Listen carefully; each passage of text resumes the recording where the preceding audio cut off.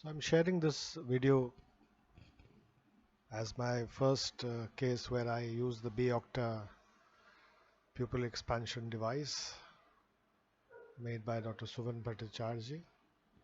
And you can see here this is a moderately dilated pupil with about a grade 4 nuclear sclerosis, routine steps of side port incisions followed by air in the anterior chamber and staining of the anterior capsule with trypan blue, making the main incision.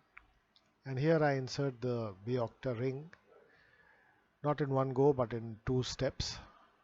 It's a larger ring than the B-hex, and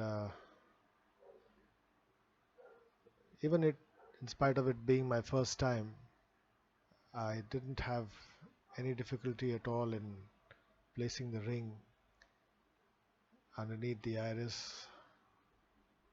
Three flanges go in very easily, and so does the fourth one.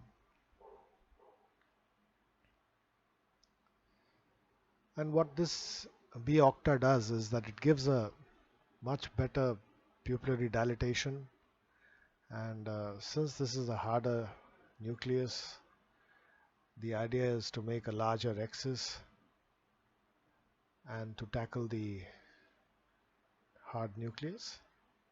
So here you can see I'm making the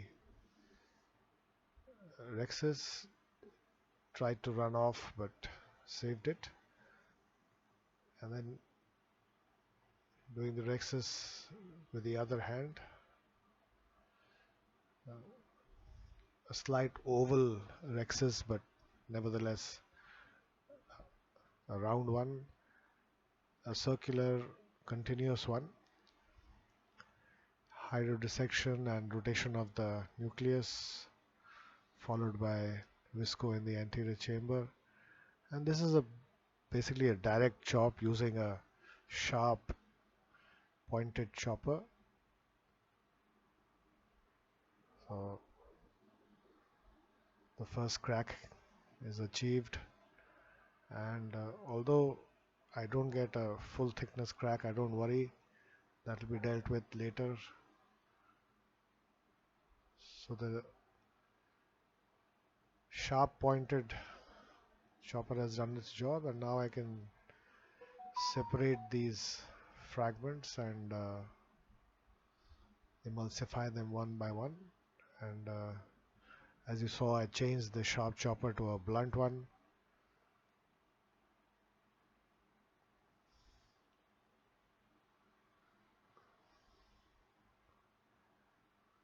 And what the pupillary expansion device has done is that it has allowed me to take care of this harder nucleus, uh, chop it well, see the fragments properly,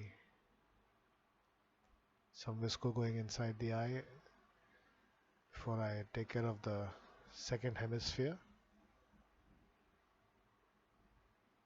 So each of these, the entire nucleus was divided into 4 quadrants, and then each of those 4 quadrants was further divided before it was emulsified.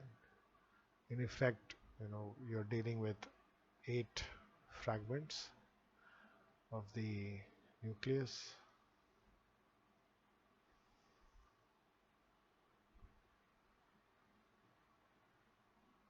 And now just the last piece remains, and what I always do is I use the chopper to prevent the posterior capsule from jumping up. Again, viscoelastic going inside the eye before I remove the phaco probe. Bimanual irrigation aspiration to remove whatever residual viscoelastic that there may be, and I tried to polish that on the posterior capsule, but I got hold of the posterior capsule and you could see the striations, but let it go. Again, viscoelastic going inside the eye before I insert the intraocular lens. in the capsular bag, and the spatula allows me to rotate the haptics into the bag. And now removing the B-octa, just dislodging it from the pupil and then pulling it out. So pretty straightforward. This is followed by the removal of the residual viscoelastic from inside the eye, going behind the IOL and above it. And now you can see the case has been done. The wounds are being hydrated.